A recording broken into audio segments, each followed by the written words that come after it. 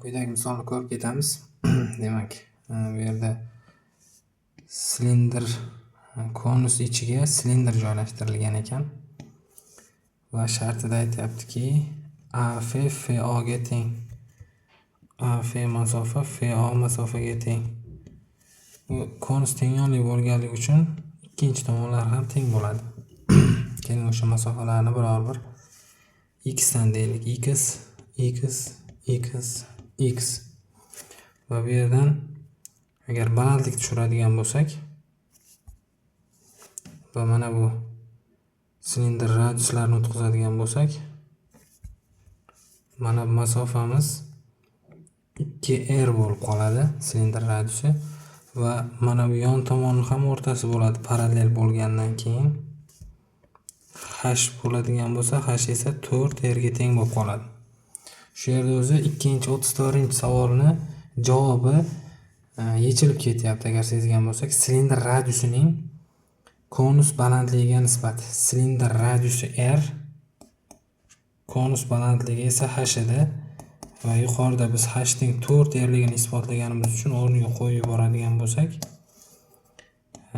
4r ni qo'ysak qisqaryapti-da, 1/4 chiqyapti. Bu 34-misolning javobi 1/4. C javob bo'lyapti 34 ga. Xo'p, va bizdan so'rayotgan narsa silindr radiusining konus radiusiga nisbati va shartda aytyaptiki, bu yerda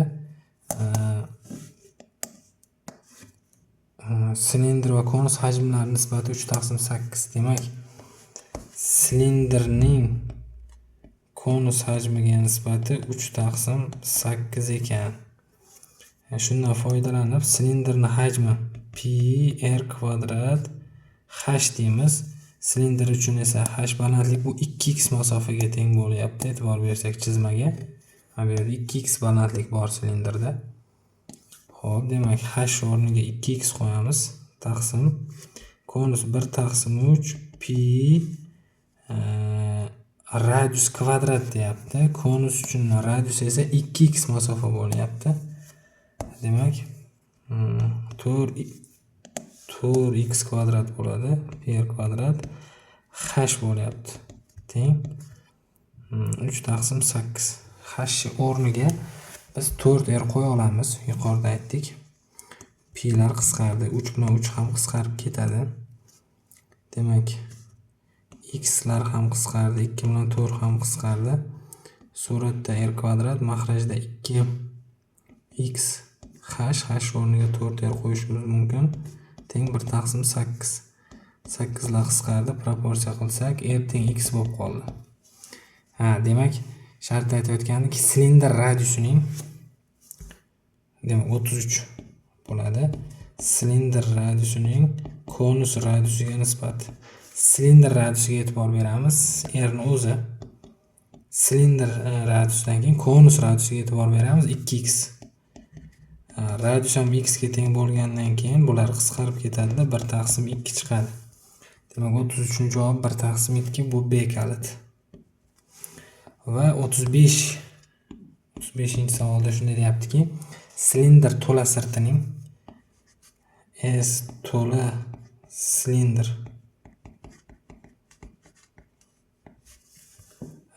konus asos yuzi.